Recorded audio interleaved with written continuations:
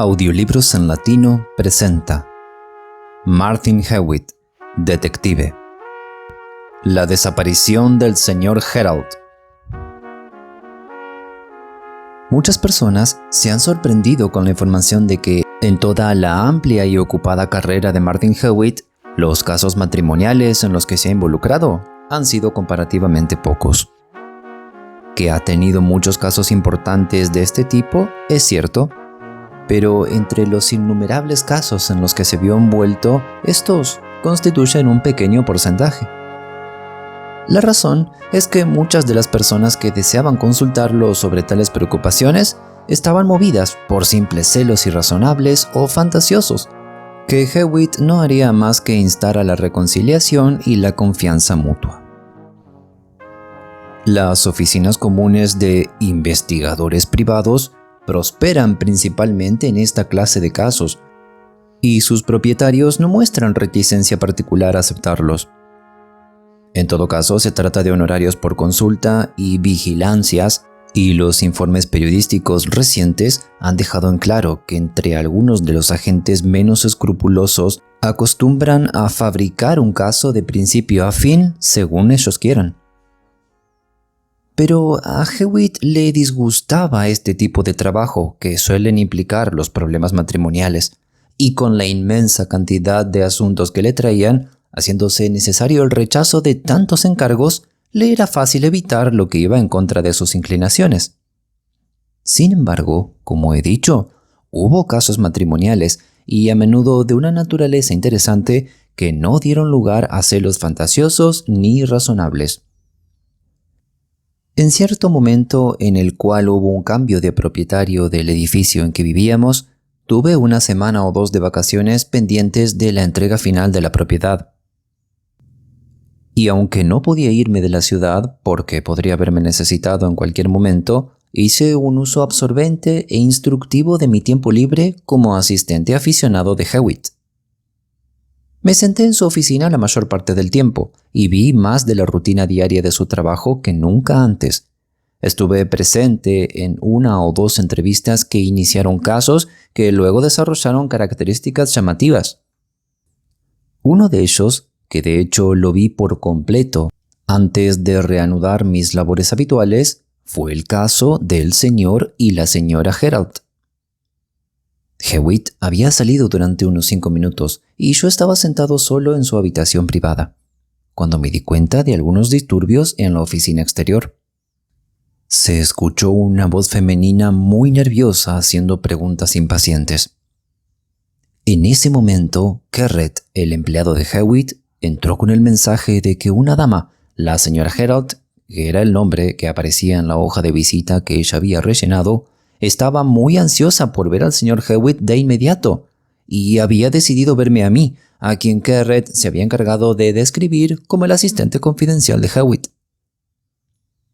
Él se disculpó por esto y explicó que pensaba que como la dama parecía muy nerviosa, sería mejor dejarla verme para empezar, si no había objeciones, y que tal vez ella comenzaría a ser coherente con sus explicaciones hasta la llegada de Hewitt, que podría ocurrir en cualquier momento. Así que la dama fue ingresada a la habitación.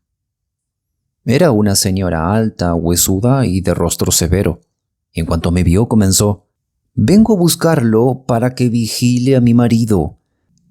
He soportado este tipo de cosas en silencio por mucho tiempo y no lo haré más. Ya veremos si no hay protección para una mujer que es tratada como yo, con esas salidas que hace todo el día por negocios, cuando su oficina está cerrada todo el tiempo.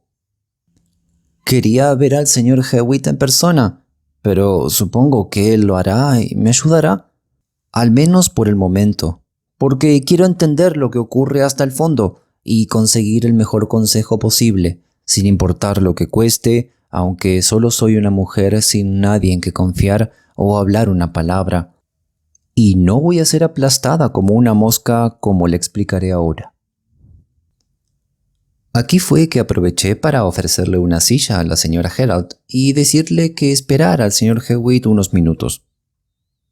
«Muy bien, esperaré y lo veré. Pero usted tiene que ver con este asunto de vigilarlo, sin duda, y comprenderá qué es lo que quiero que se haga. Y estoy segura de que tengo la justificación necesaria, porque quiero entender este asunto hasta el fondo, pase lo que pase. ¿Debo mantenerme en total ignorancia de lo que hace mi esposo todo el día cuando se supone que debe estar en el trabajo? ¿Es posible que tenga que someterme a esto? Dije que no lo creía probable en absoluto, lo cual era cierto. La señora Gerald parecía ser la mujer menos sumisa que he visto en mi vida. No, y no lo haré, se lo digo. Algo bueno tendrá en algún lugar, sin duda, con su oficina cerrada todo el día y el negocio arruinándose. Quiero que lo vigile. Quiero que lo siga mañana por la mañana y averigüe todo lo que hace y que me lo haga saber. Yo misma lo seguí esta mañana y ayer por la mañana, pero se me escapa siempre de alguna manera en la parte trasera de su oficina y no puedo vigilar en 2 escaleras a la vez, así que quiero que venga y lo haga. En este momento, afortunadamente, la llegada de Hewitt detuvo el flujo del habla de la señora Gerald y me levanté y lo presenté. Le dije brevemente que la dama deseaba que se le vigilara al esposo en su oficina y que se le diera un informe detallado de sus procedimientos diarios. Hewitt no pareció aceptar el encargo con especial deleite, pero se sentó a escuchar la historia de su visitante. «Quédese aquí, Brett», dijo cuando vio mis manos estiradas hacia la puerta. «Tenemos un compromiso que tratar ahora, ya sabe usted». El compromiso, recordé, era simplemente para almorzar, y Hewitt me retuvo con la idea de restringir el tiempo que esta alarmante mujer podría estar dispuesta a ocupar. Le repitió a Hewitt de la misma manera lo que ya me había dicho a mí, y luego Hewitt, aprovechando su primera oportunidad, dijo: «Señora Gerald, por favor, dígame de manera definitiva y concisa, ¿qué evidencia o indicaciones dispone usted? ¿Tiene algún dato de conducta impropia de parte de su esposo y especialmente qué es lo que desea que yo haga?» ¿Qué es lo que deseo? Pero si se lo he estado diciendo. Y nuevamente la señora Gerald repitió su vago catálogo de sufrimientos, asegurando a Hewitt que estaba decidida a recibir el mejor consejo y ayuda, y que por eso había acudido a él.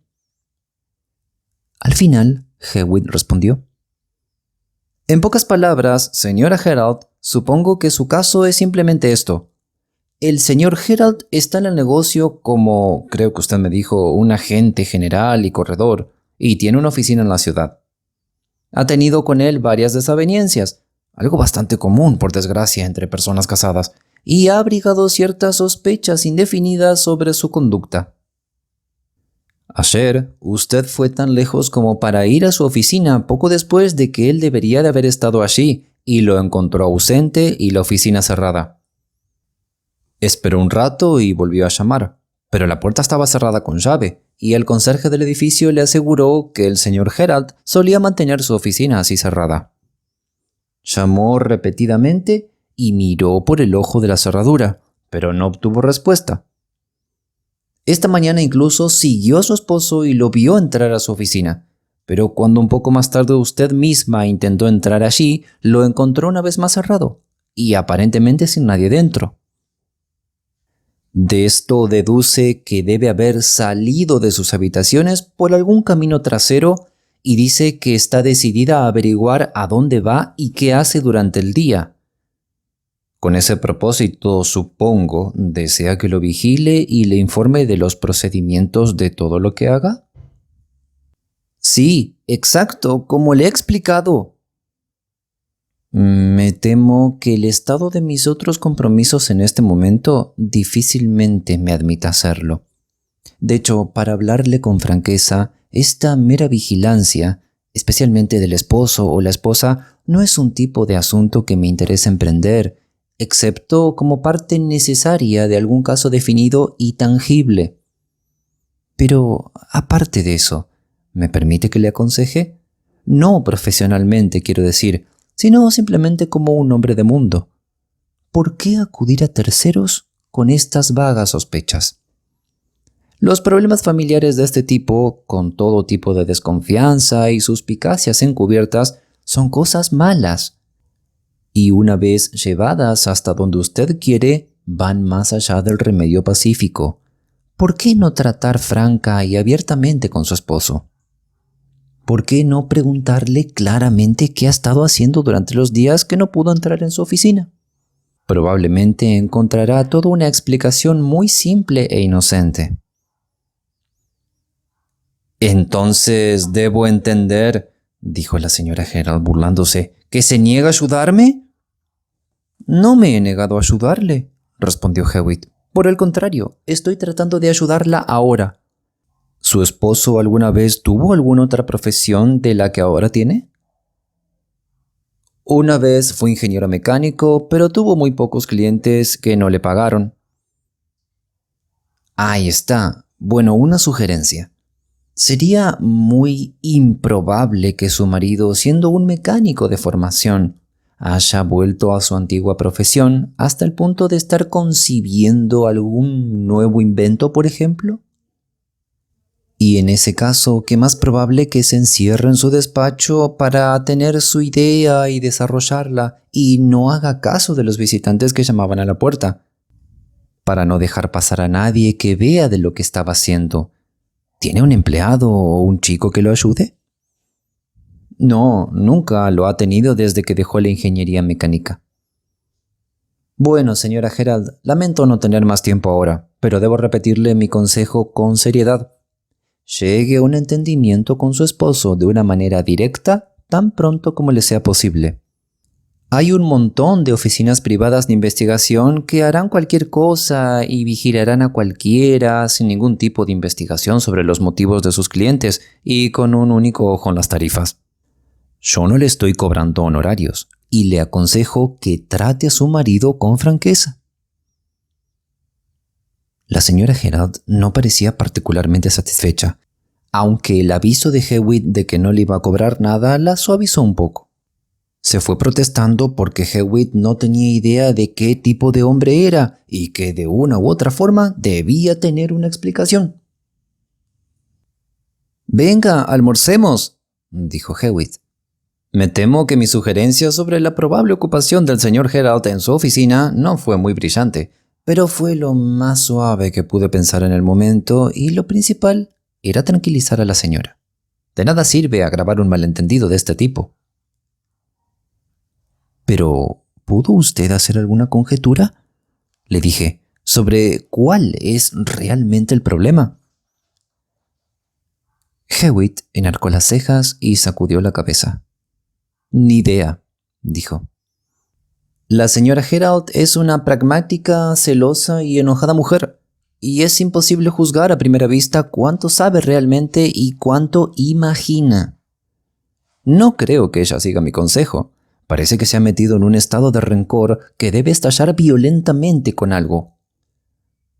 «Pero el almuerzo es nuestra principal ocupación ahora. Venga». El día siguiente lo pasé en casa de un amigo fuera de la ciudad, de modo que no fue hasta la mañana que seguía más o menos a la misma hora que supe por Hewitt que la señora Gerald había vuelto a llamar. «Sí», dijo, «parece haber seguido mi consejo a su manera, pero no fue juiciosa. Cuando sugerí que debería hablar con franqueza a su esposo, quise que lo hiciera en un estado de ánimo razonablemente amistoso. En lugar de eso, ella parece haber estallado en ira, por así decirlo, con toda la amargura posible en su lengua. Y obviamente el resultado fue muy malo. El hombre respondió, la mujer amenazó con divorciarse, el hombre amenazó con irse del país por completo.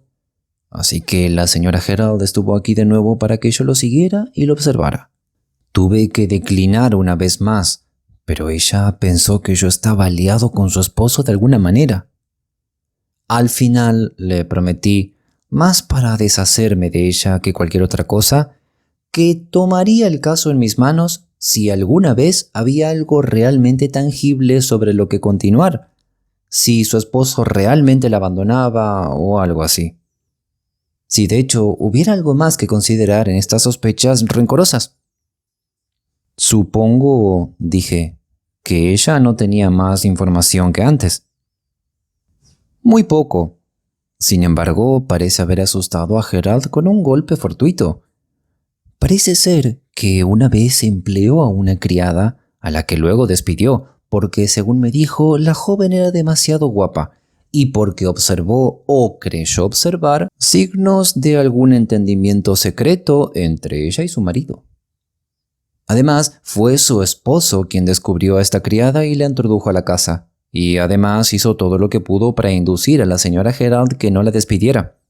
Incluso insinuó que su despido podría causar serios problemas, y la señora Gerald dice que es principalmente desde que esta criada se fue de la casa que sus movimientos se han vuelto tan misteriosos. Bueno, parece que en el fragor de la pelea de ayer, la señora Gerald, al azar, preguntó burlonamente cuántas cartas había recibido Gerald de Emma Trenat últimamente. Emma Trenat era el nombre de la chica.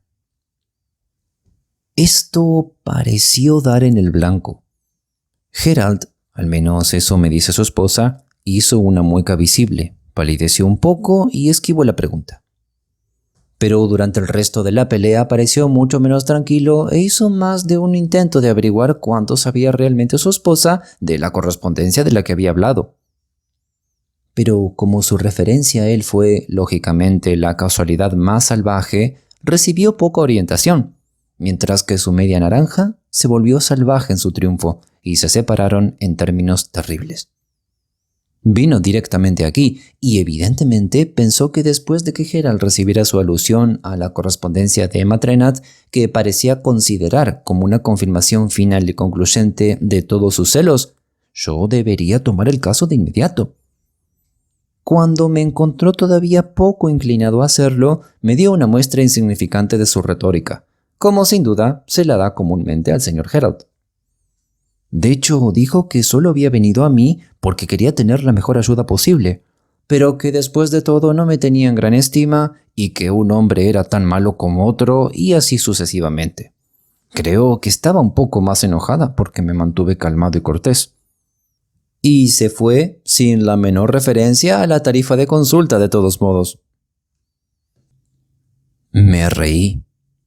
Probablemente, dije. Ella se habrá ido a buscar a algún detective de esos que observan y vigilan todo el tiempo que quiera pagar la señora. Muy posiblemente. Pero estábamos bastante equivocados.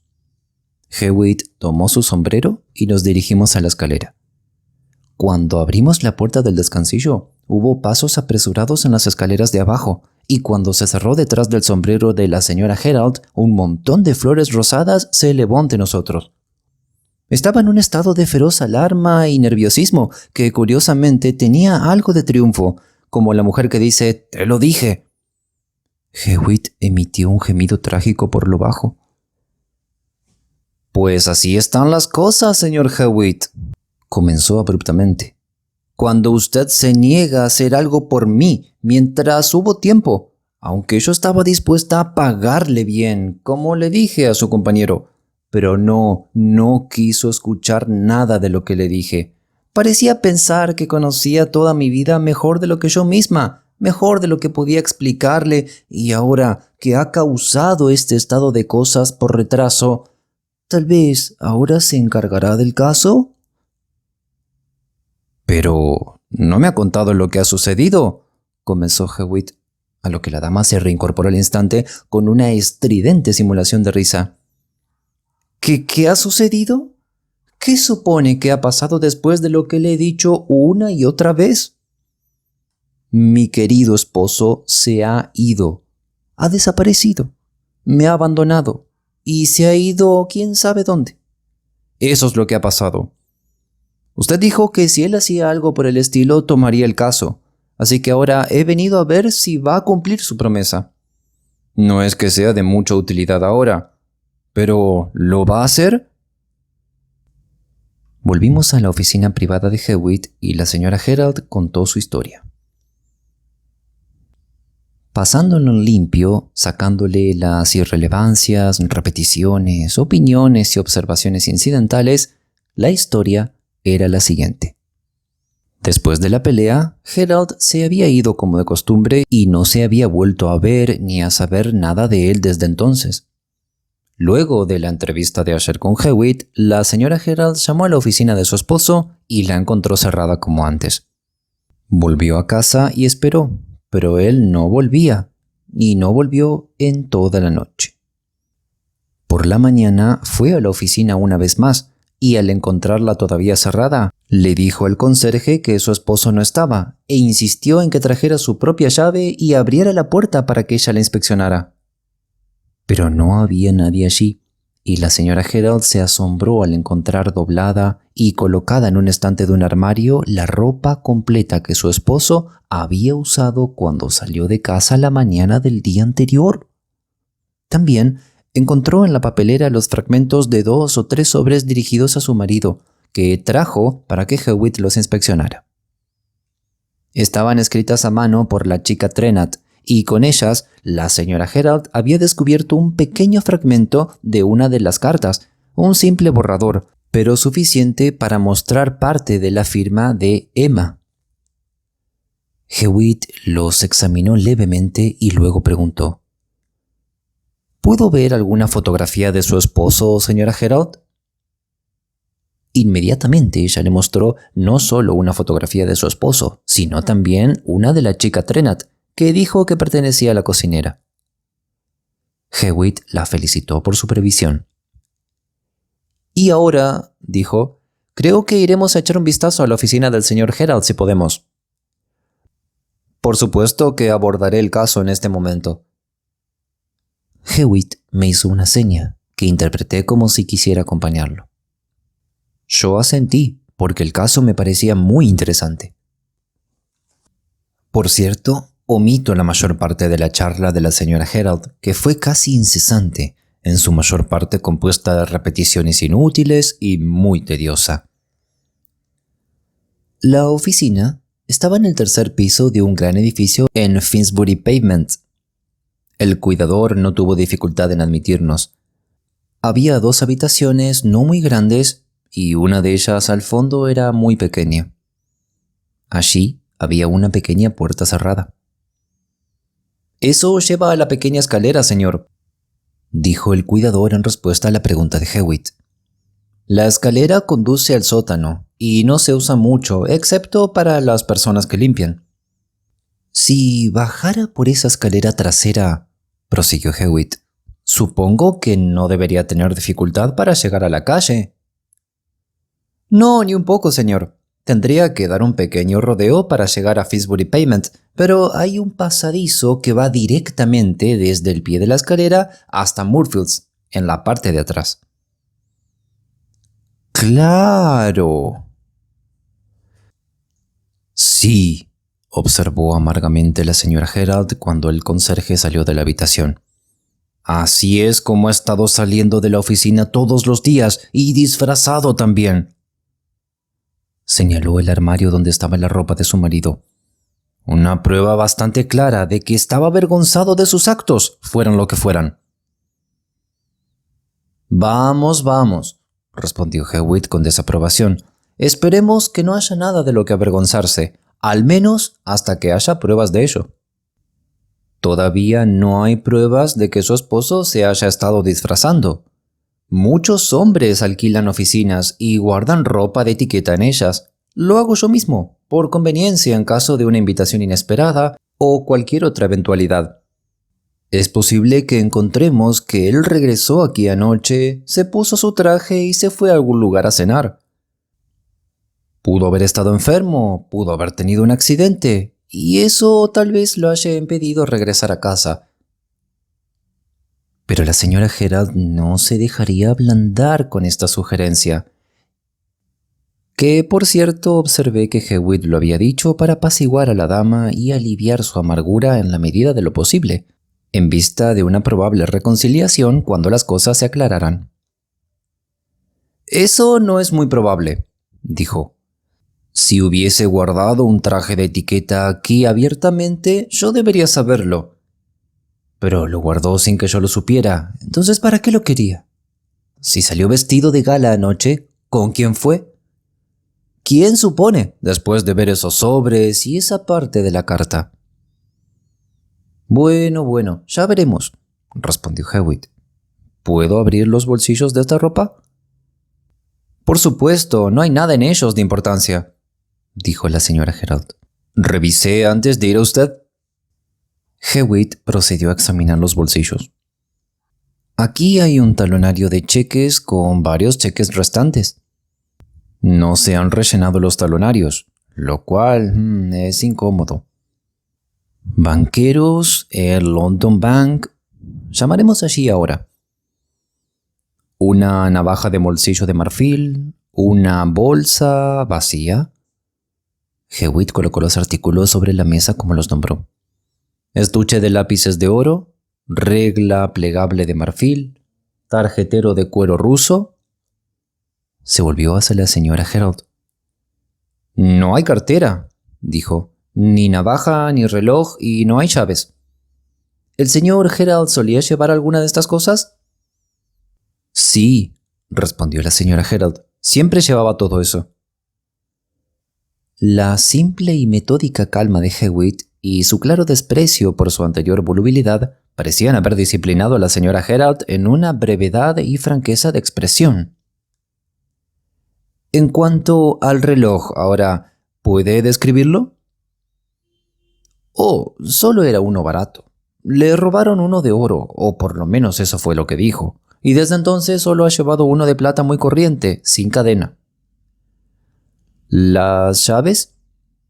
Solo sé que había un manojo de llaves.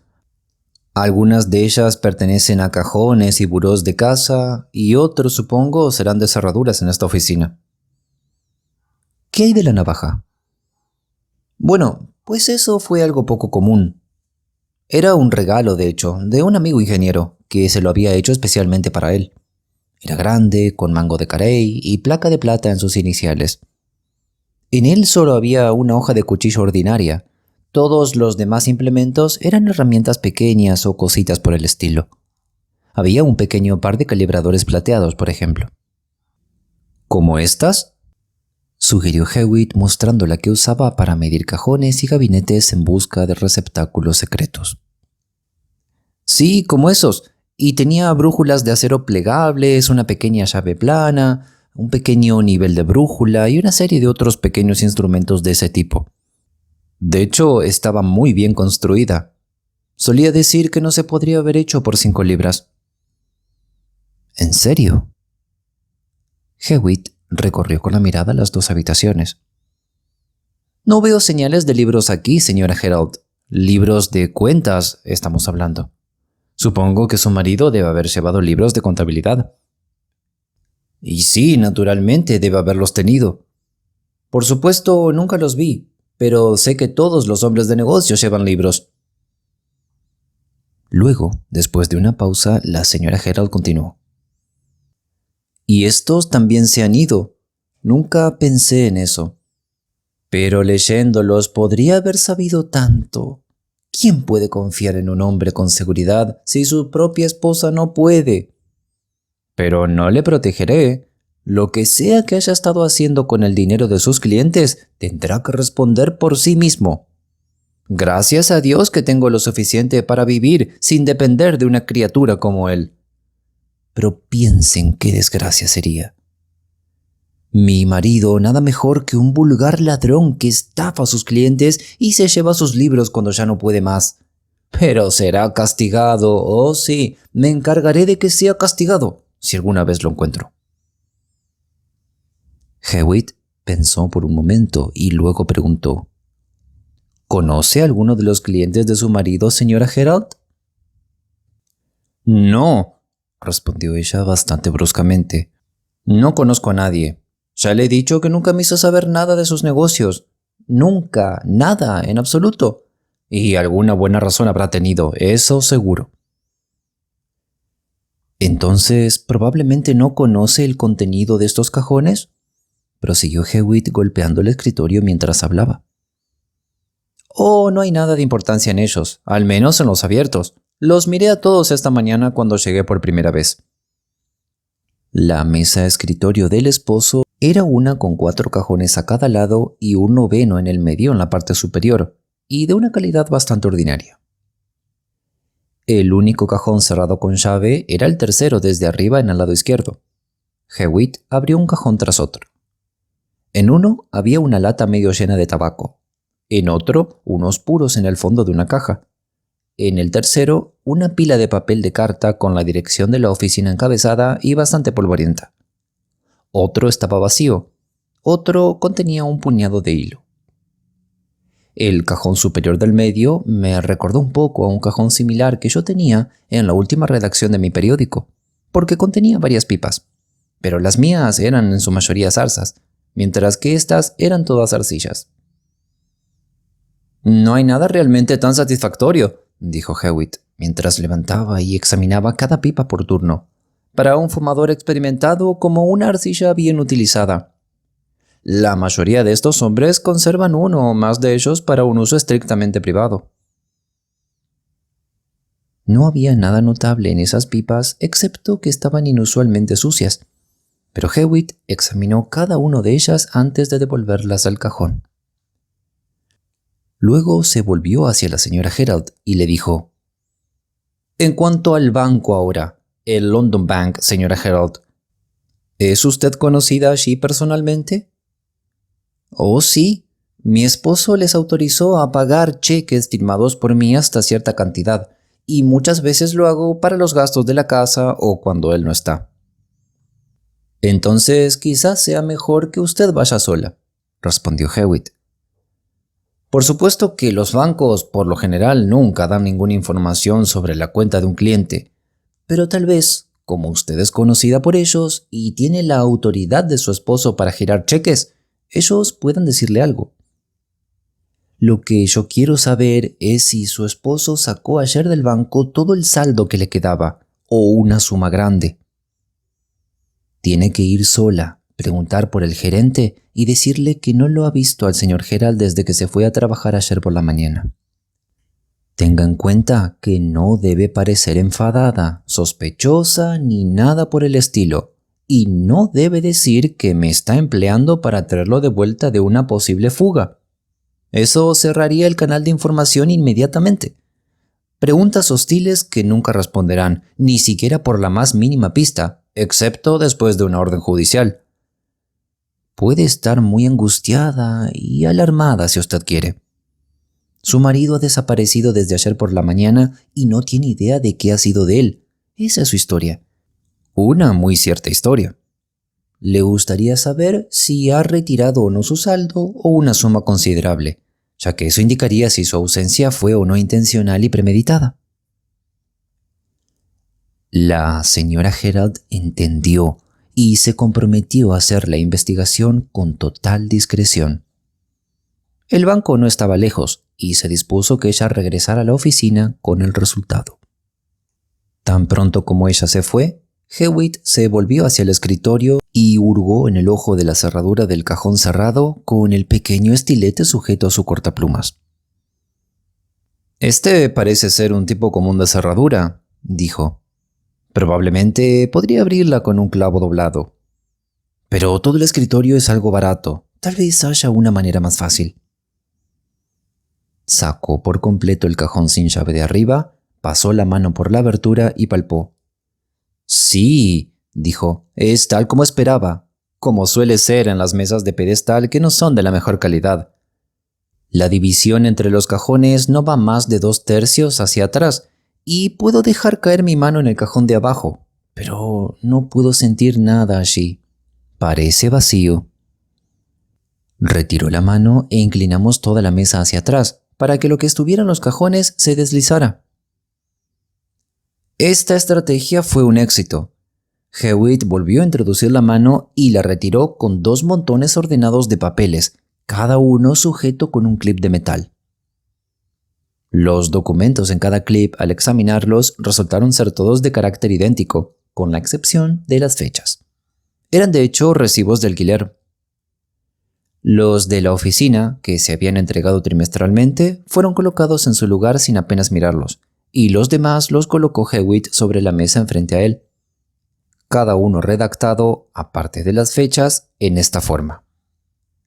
Recibido del señor J. Cookson 15 chelines, un mes de alquiler de establo en 3, Dragon Yard, Benton Street, para... Aquí seguía la fecha. También alquiler, alimentación y cuidado de caballos en el propio establo según lo acordado, 2 libras. W. Gask. Los recibos estaban mal escritos, y aquí y allá muy mal escritos. Hewitt guardó el último de los recibos en su bolsillo y devolvió los demás al cajón. «Parece», dijo, «que el señor Cookson es un cliente que consigue que el señor Gerald le alquile establos, lo que puede no ser probable. O el señor Gerald se llama a sí mismo señor Cookson cuando trata posiblemente con la señorita Trenat. Ya veremos». La mesa escritorio volvió a estar en orden. Hewitt tomó el atizador y encendió la chimenea.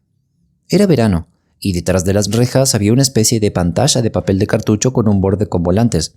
Y detrás de esto se habían arrojado varios cachivaches, fósforos gastados, circulares comerciales arrugadas y papel roto.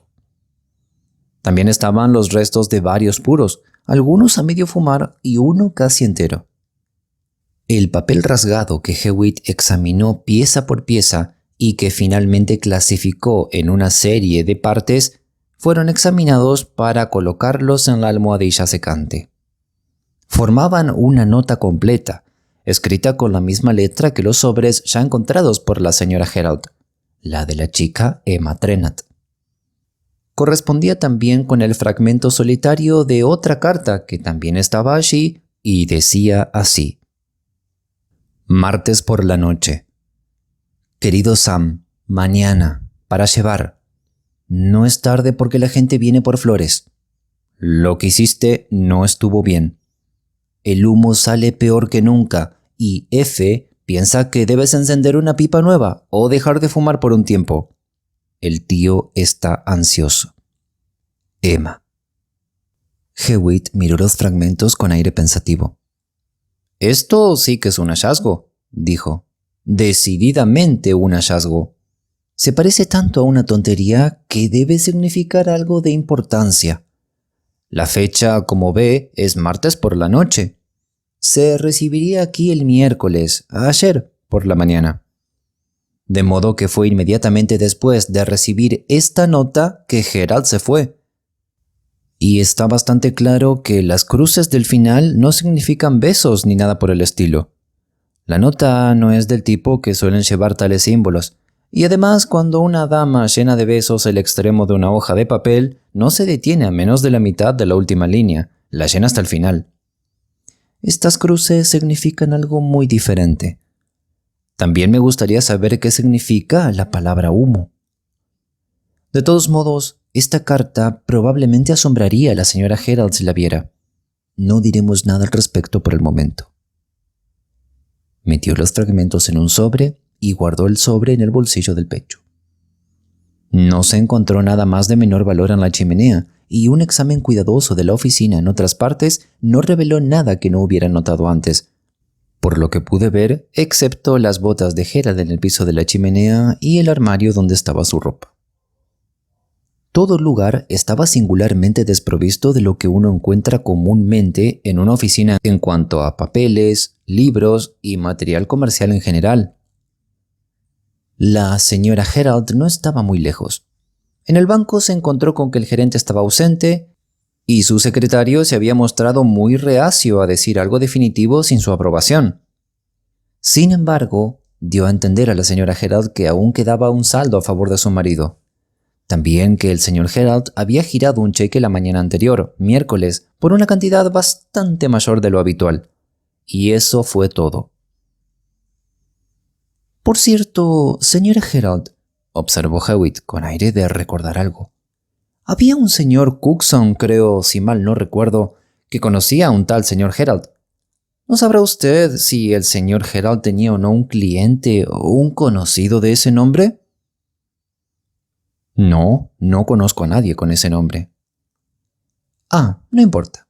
Supongo que su esposo no tiene caballos ni coches de algún tipo.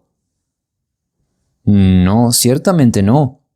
La señora Gerald pareció sorprendida por la pregunta. Claro, debería haberlo sabido. Supongo que él no conduce cuando va a trabajar. No, siempre lo llevan. Bien, en cuanto a Emma Trenat, esta fotografía es muy bienvenida y será de gran ayuda, no lo dudo. Pero ¿hay algo individual por lo que podría identificarla si la viera? ¿Algo más allá de lo que veo en la fotografía? ¿Algún detalle, una peculiaridad, por ejemplo una cicatriz o algo así? Sí, tiene un lunar grande, más de 1/4 de pulgada de ancho, creo, en su mejilla izquierda, 1 pulgada debajo de la esquina exterior de su ojo. La fotografía solo muestra el otro lado de la cara. Bien, es muy útil saberlo. ¿Tendrá algún pariente que viva en Crouch End o por ahí? Sí, su tío. Ahora vive con él, o al menos hasta hace poco. ¿Pero cómo supo eso? El matasellos de Crouch End estaba en esos sobres que encontró. ¿Conoce algo de su tío? Nada, excepto que es un horticultor, creo. ¿Es su dirección completa esa? No. ¿Y Trenat es su apellido? Sí.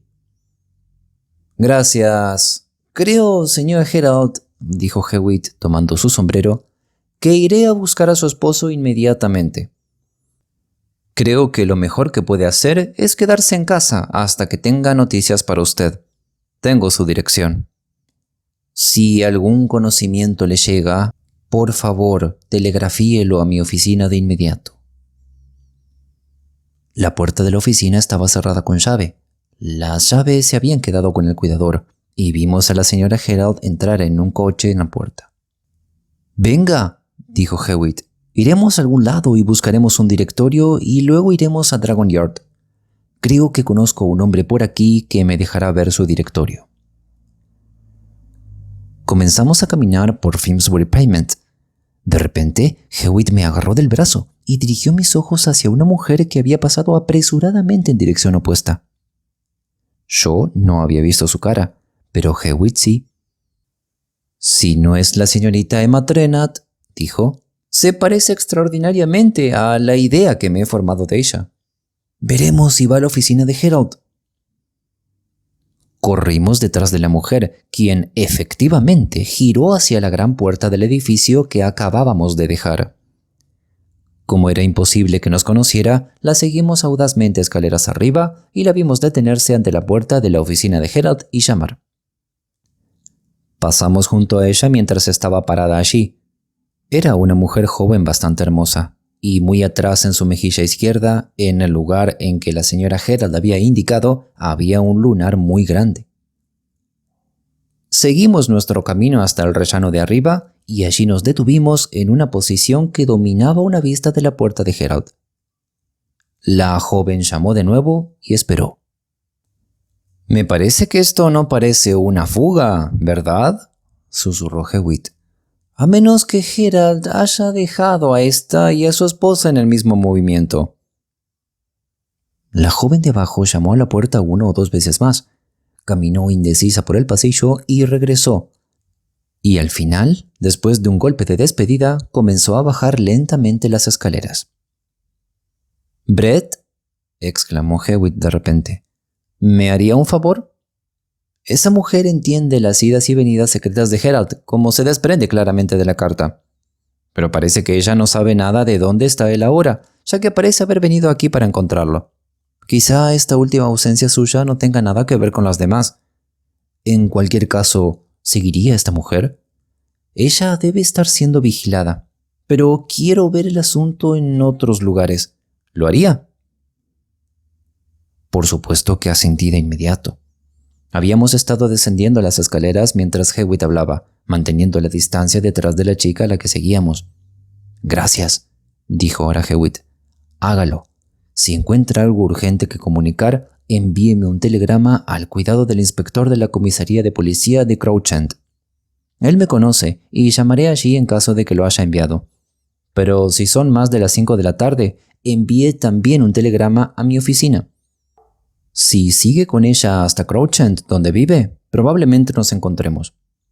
Nos separamos en la puerta de la oficina a la que nos dirigíamos al principio y seguí a la chica hacia el sur.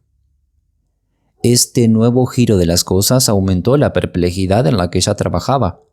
Aquí estaba la chica Trenat, quien por todas las evidencias parecía estar bien familiarizada con los misteriosos procedimientos de Geralt, y como consecuencia de cuya carta, sea lo que sea que signifique, él parece haberse ausentado, aparentemente ignorando su paradero e incluso inconscientemente había salido de su oficina. Al principio había comenzado a especular sobre el probable empleo secreto de Geralt. Había oído hablar de hombres que tenían buenos establecimientos y que, sin saberlo ni siquiera sus propias esposas, se procuraban los medios mendigando o barriendo las calles de Londres.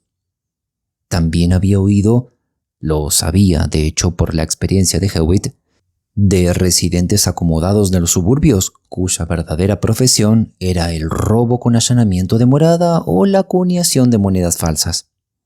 Había especulado sobre la posibilidad de que el secreto de Geralt fuera uno de ese tipo.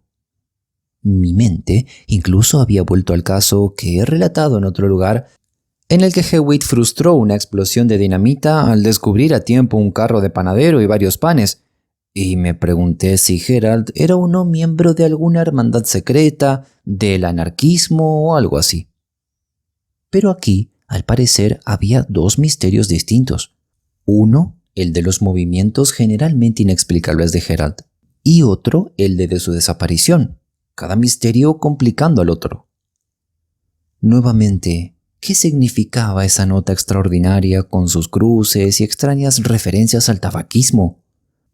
¿Tuvieron algo que ver las sucias pipas de arcilla? ¿O los puros a medio fumar? Quizás todo el asunto era simplemente ridículamente trivial después de todo. Sin embargo, no pude sacar nada de eso, y me dediqué a perseguir a Emma Trenat, quien subió un ómnibus de caballos en el banco, en cuyo techo yo mismo aseguré un asiento. Aquí debo dejar mis propios procedimientos para poner en su debido lugar los de Martin Hewitt, tal como los supe posteriormente.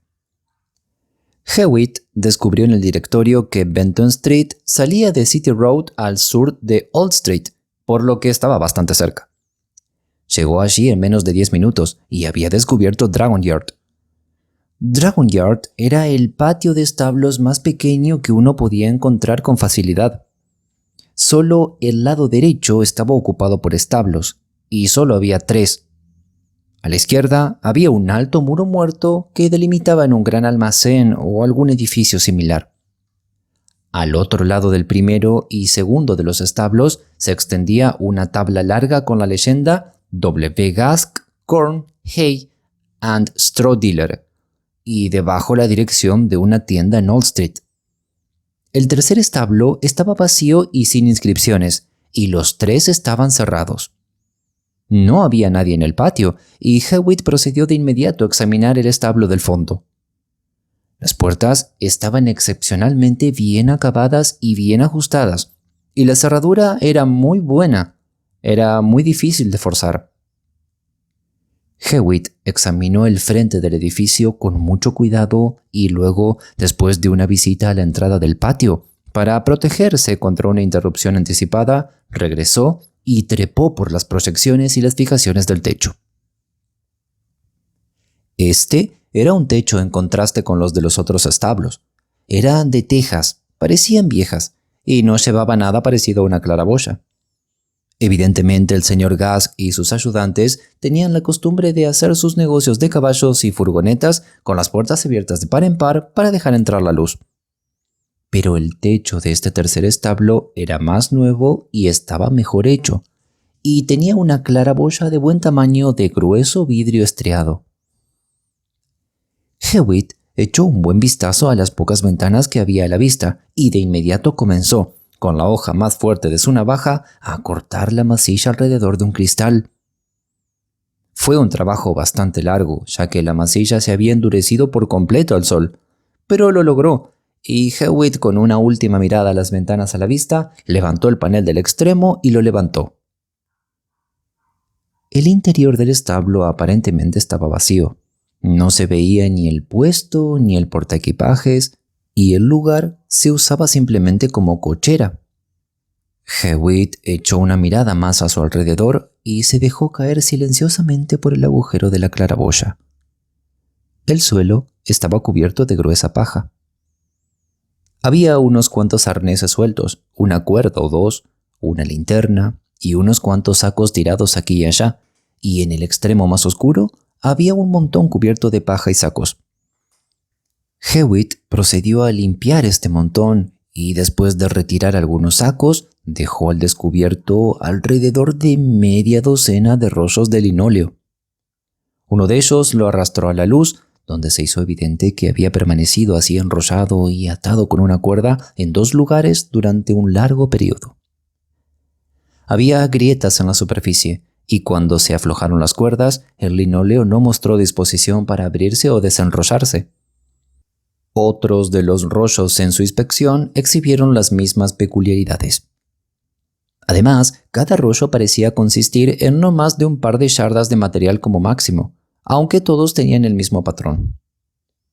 Cada rollo, de hecho, tenía la misma longitud, grosor y forma que los demás, y contenía cerca de 2 yardas de linóleo en un rollo de media docena de grosores, dejando un diámetro abierto de unas 4 pulgadas en el centro. Hewitt miró a cada uno por turno y luego volvió a colocar el montón como lo había encontrado.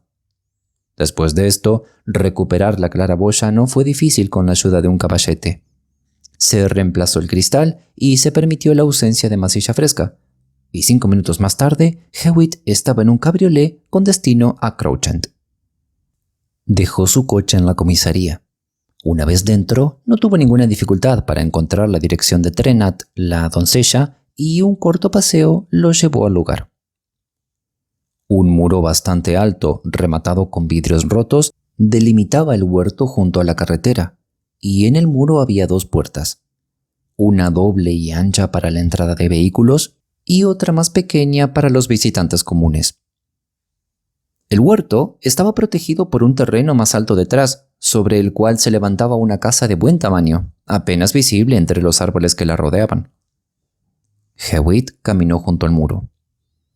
Pronto llegó a donde el terreno del huerto parecía estar dividido de la casa por un seto extraordinariamente alto que se extendía medio metro por encima de la parte superior del muro mismo. Al retroceder para notar mejor esto, Hewitt se dio cuenta de que había 2 grandes tablas, directamente una frente a la otra, con apenas 4 pies de espacio entre ellas, una erigida sobre un poste en el suelo de la casa y la otra elevada de manera similar. Cada una de las cuales estaba inscrita con letras grandes: «Intrusos serán castigados». Hewitt sonrió y siguió adelante. Aquí estaba claramente la disputa con un vecino de larga data, porque ninguno de los tableros era nuevo de ninguna manera. El muro continuaba y Hewitt, manteniéndose junto a él, dio la vuelta completa a la casa grande y sus terrenos, y llegó una vez más a la parte del muro que encerraba el huerto. Justo aquí, y cerca de la puerta más ancha, se veía la parte superior de una cabaña, situada dentro del muro, evidentemente la residencia del encargado. Llevaba un llamativo tablero con la leyenda H.M. Trenat, horticultor. La casa grande y el huerto se encontraban completamente separados de otras casas o recintos, y parecería que el terreno del huerto había estado aislado en algún momento de los terrenos adjuntos a la casa. Hewitt se quedó un momento pensativo y luego caminó de regreso a la puerta exterior de la casa en la cuesta. Era una puerta alta de hierro y, según percibió Hewitt, estaba cerrada con cerrojo por la parte inferior. El interior del jardín mostraba un aspecto descuidado y lleno de malas hierbas, como el que se asocia con el jardín de una casa que ha estado vacía durante mucho tiempo. Un poco más allá caminaba un policía. Hewitt lo abordó y habló de la casa. «Me preguntaba si podría pasar por un momento para ver», dijo. «¿Sabe usted?» «Pues creo que no», respondió el policía. «No, aunque cualquier persona le gustaría pasar allí y observar el jardín. Pero el señor Fuller es bastante raro». Oh, ¿él es raro, dice usted? ¿Se refiere a que siempre está encerrado? Sí, señor, y vive con una anciana, que es sorda como un poste, que le sirve de sirvienta y nunca deja entrar a nadie en el lugar. A veces, cuando llega el lechero, pasan cosas curiosas. El lechero viene y toca el timbre, pero la anciana es tan sorda que nunca lo oye. Luego, lo que hace el lechero simplemente es deslizarse, atravesar los rieles de la puerta, levantar el cerrojo y golpear. El viejo Fuller sale corriendo y lo insulta. La anciana sale y el viejo Fuller la maldice, y ella se da la vuelta y le devuelve el mismo juramento como cualquier cosa. A ella no le importa él ni un poco.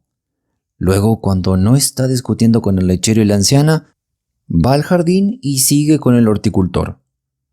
Lo molesta desde su lado del seto y el señor le devuelve una bronca a todo pulmón. Estuve allí 10 minutos seguidos y casi me rompo riéndome de esos viejos locos que se gritan entre sí todo lo que se les ocurre. Puede oírlo desde muy lejos. Vaya, cada uno de ellos tiene un tablero que dice «Los intrusos serán castigados» y los pegan uno frente al otro para mantenerse lejos. Pues la verdad que sí es divertido. A veces todo este escándalo es un placer en una vida tan aburrida como la de aquí. Pero, ¿por qué dice eso? Shh, parece que están comenzando de nuevo ahora. Sí, ellos son. Escuche por usted mismo. Se oyó un sonido de voces airadas y Hewitt se dirigió hasta allí. Justo donde el seto asomaba por encima de la pared, el altercado era evidente. «Eres un viejo vagabundo y te acusaré por todas las molestias. Eres un viejo ladrón y te gustaría echarme de la casa y del hogar, ¿no es cierto? Pues acúsame, viejo sinvergüenza codicioso». Estos y otras palabras similares, puntuadas por gruñidos y resoplidos, venían claramente del otro lado de la pared, acompañados por un cierto sonido de raspado, como si cada vecino estuviera tratando desesperadamente de escalar el seto y golpear personalmente al otro.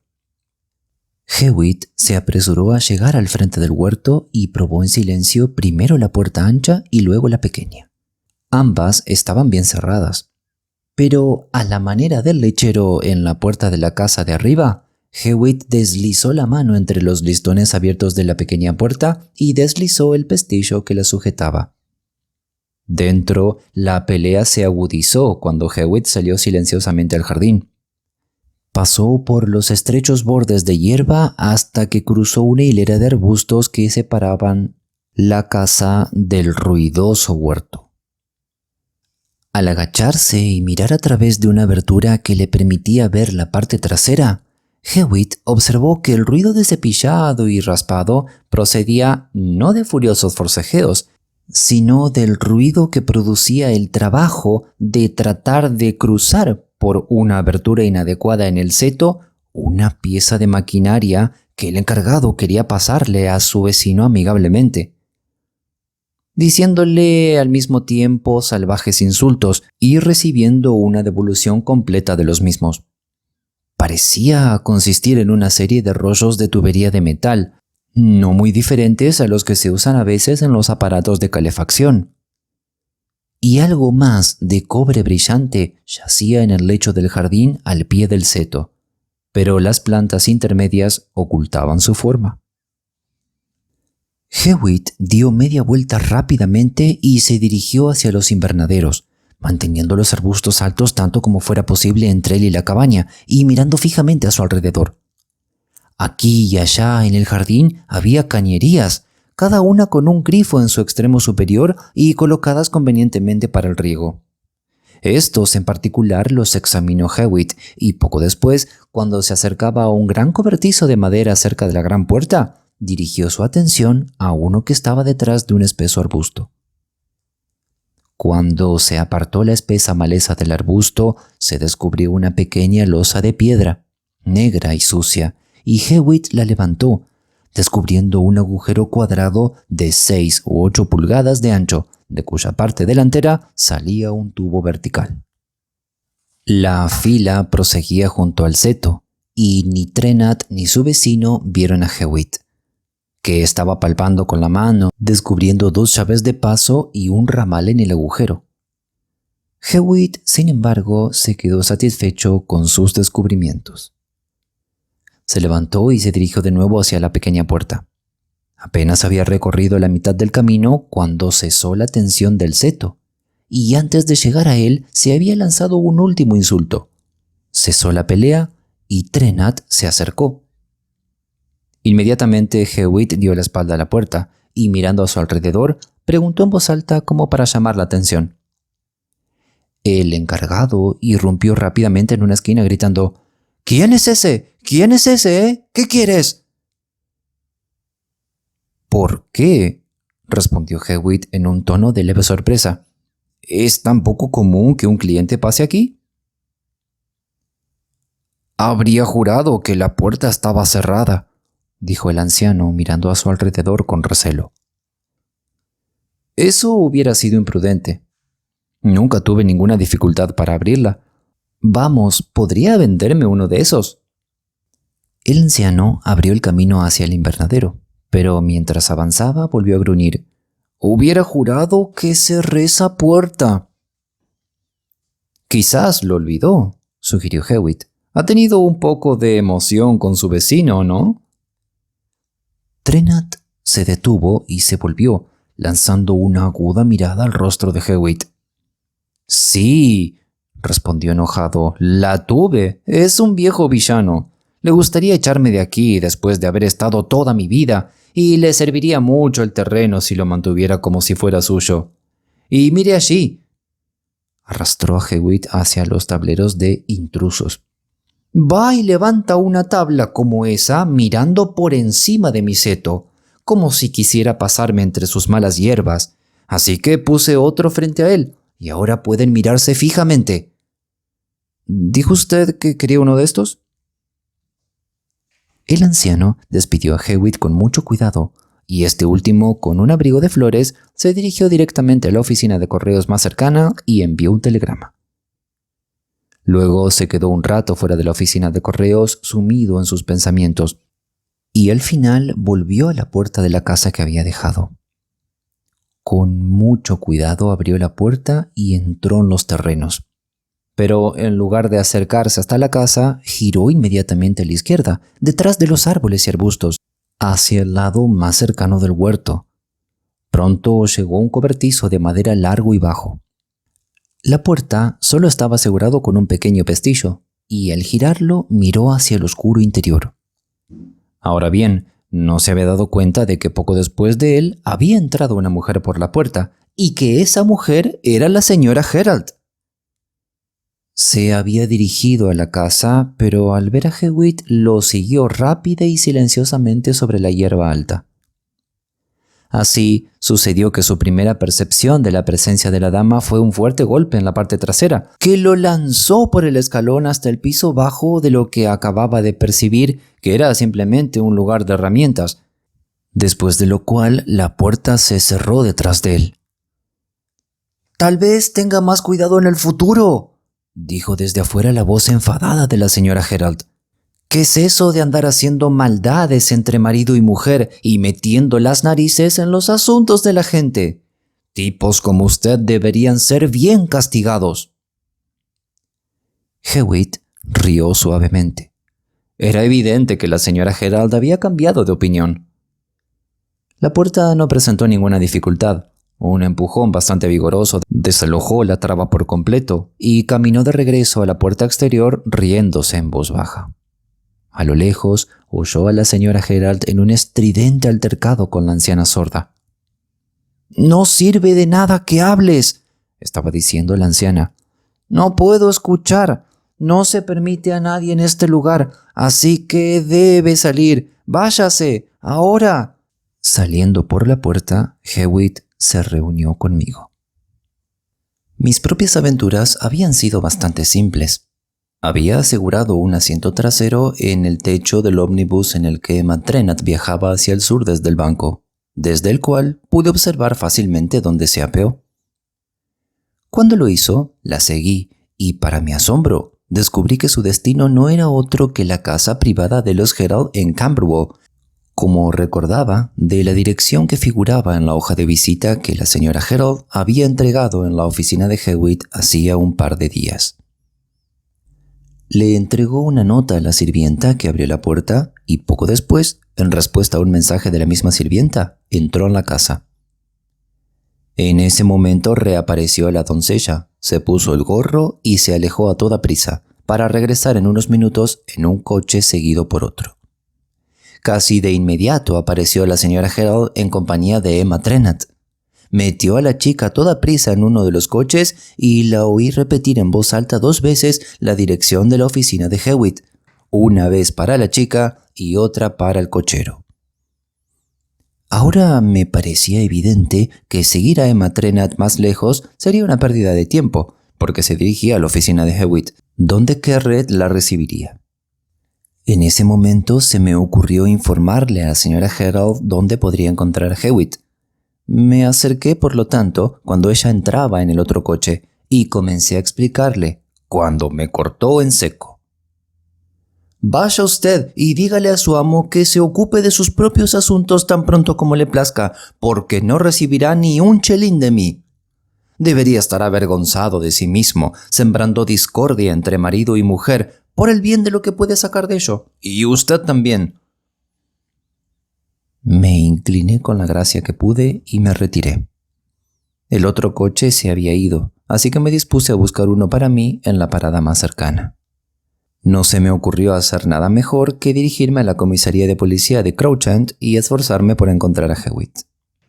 Poco después de que mi coche emergiera al norte de la ciudad, me di cuenta de que otro, cuyo conductor me pareció reconocer, se mantenía adelante a lo largo de la ruta. De hecho, era el coche de la señora Herald, y pronto me di cuenta de que ambos debíamos dirigirnos al mismo lugar. Cuando quedó bastante claro que Crouch era el destino de la dama, indiqué a mi conductor que ignorara la comisaría y siguiera el coche de enfrente. Así llegué a la casa del señor Fuller justo detrás de la señora Herald, y así, esperando en la puerta, me encontré con Hewitt cuando salía. «Hola, Brett», dijo él. «Malas noticias, mi amigo. La señora Herald ha cambiado de opinión y me considera una criatura perniciosa, ansiosa de causar problemas entre ella y su marido. Mucho me temo que no recibiré mis honorarios». «No», respondí. «Ella me dijo que no lo haría». Comparamos notas y Hewitt se rió de buena gana. «Ahora se explica la aparición de Emma Trenat en la oficina de Herald esta mañana», dijo. «Ella fue primero con un mensaje del señor Herald a la señora Herald en Camberwell, explicando su ausencia e implorándole que no hablara de ello ni causara disturbios. La señora Herald se había ido a la ciudad y le dijeron a Emma Trenat que había ido a la oficina de Herald. Allí fue y luego la vimos por primera vez. No encontró a nadie en la oficina y después de 1 o 2 minutos de indecisión regresó a Camberwell y luego logró entregar su mensaje, como usted ha visto. Aparentemente la señora Herald está satisfecha con la explicación de su esposo, pero me temo que los funcionarios de Hacienda no lo aprobarán». ¿Las autoridades de impuestos? Sí, es un caso de destilación ilícita y uno de los grandes. He enviado un telegrama a Somers House y sin duda hay hombres de camino hacia aquí ahora. Pero la señora Herald está en la casa, así que será mejor que nos apresuremos a ir a la comisaría y hagamos que envíen algunos desde allí. Venga también. Todo este asunto está muy bien planeado y es algo extraordinariamente grande. Si lo sé todo, y creo que lo he averiguado, Herald y sus socios han estado produciendo licor libre de impuestos por cientos de galones durante mucho tiempo. Herald es un hombre práctico, el ingeniero, y probablemente construyó toda su infraestructura en esa casa en la colina. El licor es traído por una tubería colocada muy poco debajo de la superficie del jardín y llevada a una de las tuberías de riego en el huerto. Hay un pequeño y disimulado agujero detrás de la tubería con un par de llaves de paso, Una para cerrar el agua cuando sea necesario y la otra para hacer lo mismo con el alcohol. Cuando las llaves de paso están bien, simplemente abres el grifo en la parte superior de la tubería y obtienes agua o licor, según sea el caso. Fuller, el hombre de la casa, atiende el alambique con la ayuda que la anciana sorda puede brindarle. Trenat, abajo, saca el licor listo para ser llevado. Estos dos mantienen una apariencia ostentosa de estar en una disputa interminable contra la sospecha ciega. Nuestro famoso amigo Gerald, espíritu guía de todo el asunto, llega disfrazado de carretero con un aparente carro lleno de linóleo y se lleva el material fabricado. En el agradable lenguaje de Gerald & Company, fumar, como se menciona en la nota que vio, significa bebidas alcohólicas. Algo ha estado pasando con toda la infraestructura últimamente y ha estado goteando mucho o algo por el estilo. Gerald ha estado trabajando en ello, solucionándolo, pero sin éxito. «Lo que hiciste no sirvió de nada», decía la encantadora Emma en la nota, como recordará. El hombre estaba ansioso, y con razón, porque una fuga de alcohol no solo significa un desperdicio, sino que también significa olor, que algún hombre de ingreso sagaz podría oler. Además, si hay una fuga, el líquido corre hacia algún lugar al azar y cualquier aumento repentino en el volumen podría atraer fácilmente la atención. Fue tan malo el asunto que Fuller, pensó que Gerald debía encender otra pipa, encender o iniciar otra destiladora, o dejar de fumar, o destilar por un tiempo. Ahí está la explicación de la nota. Mañana el transporte. Probablemente significa que debe ir con su carreta, la carreta en cuya suciedad Gerald se convierte en coxswain, para sacar una cantidad de alcohol. No debe llegar tarde porque se espera que la gente se dedique a los asuntos de las flores y los huertos. Las cruces, me parece, se encontrarán para indicar la cantidad de líquido a mover. Pero eso ya lo vamos a ver. De todos modos, Gerald llegó allí ayer y tuvo un día muy ocupado cargando y luego se dispuso a reparar la infraestructura. El daño fue peor de lo que se suponía y algo urgente. El resultado: Gerald trabaja hasta temprano en la mañana, duerme en el lugar, donde puede ser llamado en cualquier momento, y comienza de nuevo temprano esta mañana. Hay que encargar piezas nuevas que se entregan hoy en Trenat y se pasan por el seto. Mientras tanto, Gerald envía un mensaje a su esposa explicándole las cosas y el resultado lo ha visto usted mismo. En la comisaría ya se había recibido un telegrama de Somers House. Eso fue suficiente para Hewitt, quien había cumplido con su deber como ciudadano y ahora abandonaba el caso. Dejamos que la policía y los funcionarios de Hacienda se ocuparan del asunto y viajamos de regreso a la ciudad. «Exacto», dijo Hewitt en el camino, después de que cada uno describiera completamente sus experiencias del día. Parecía bastante claro que Gerald salió de su oficina por la parte de atrás disfrazado y había cosas que insinuaban cuál era ese disfraz. Se notaban los caños. Estaban innecesariamente sucios y en parte por dedos sucios. Las pipas fumadas por un hombre en su oficina nunca se verían así. Los había fumado al aire libre un hombre con las manos sucias, y las manos y las pipas estarían en consonancia con el resto de la apariencia del hombre. Se notaba que no solo había dejado su ropa y su sombrero, sino también sus botas.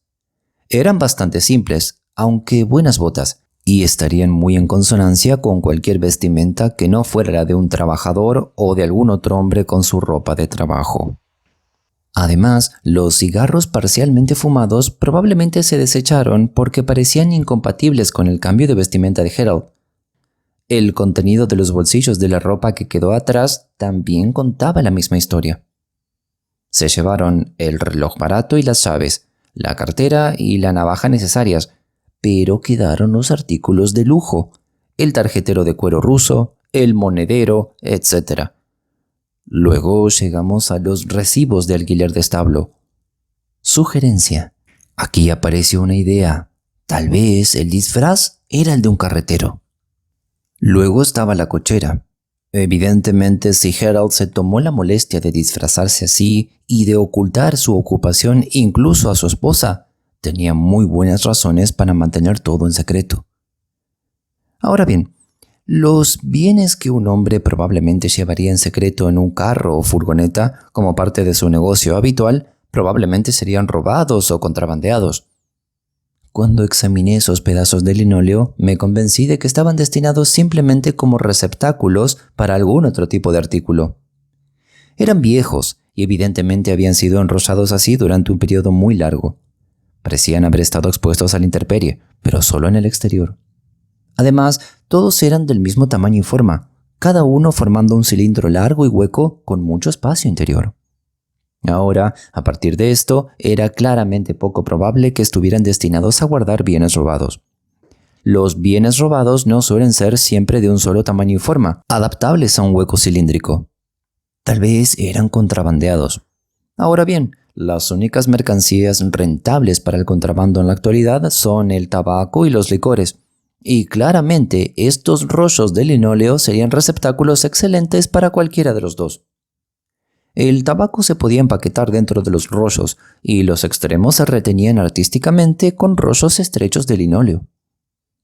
Los licores se podían contener en cilindros de metal que encajaban exactamente en la cavidad y los extremos se llenaban de la misma manera que para el tabaco.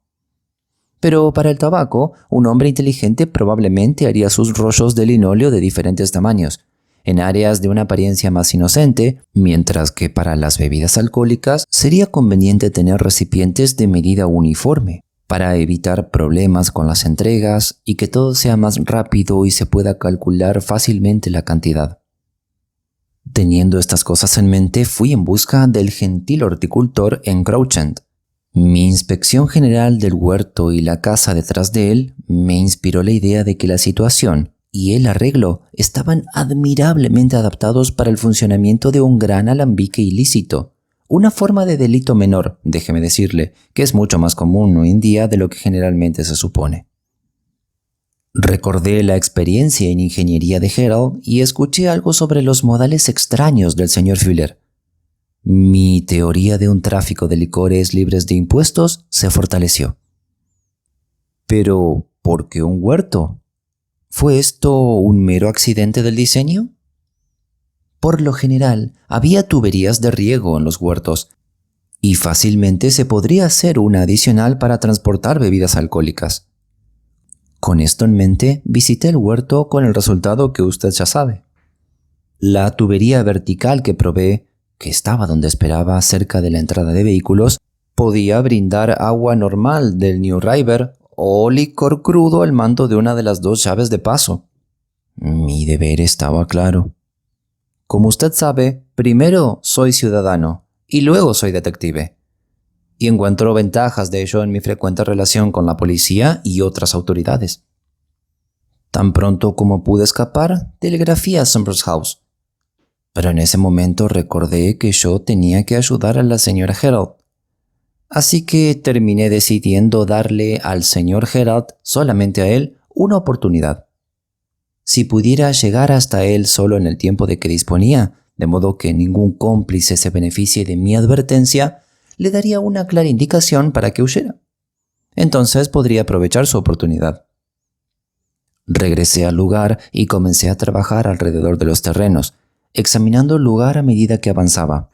Pero en el primer retrete en el que asomé la cabeza, me sorprendió en la parte trasera la señora Gerald, que venía a toda prisa para detenerme y rescatar a su marido. Ella, sin lugar a dudas, me dio el saco, por lo que ahora la policía puede atrapar a Gerald o no, según su suerte. Y lo atraparon.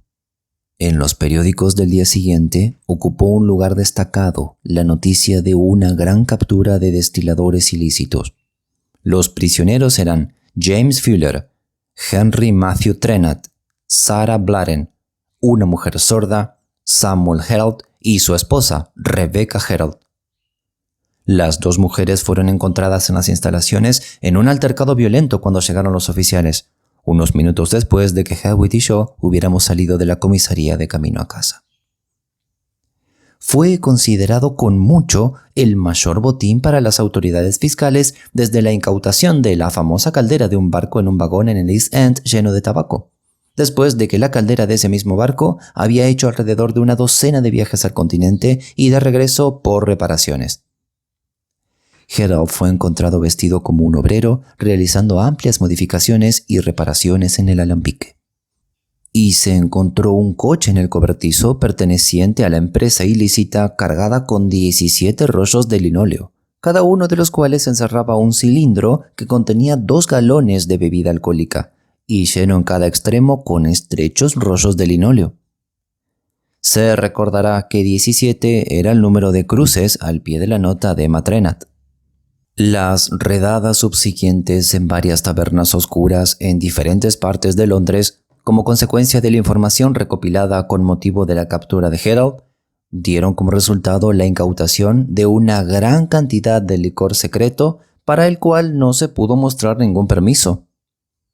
También demostró el alcance de la conexión de Gerald e indicó claramente lo que se hizo con todo lo producido cuando se lo llevó de Crouchend. Algunas de las tabernas en cuestión debieron adquirir gran fama entre los vecinos por las frecuentes compras de linóleos.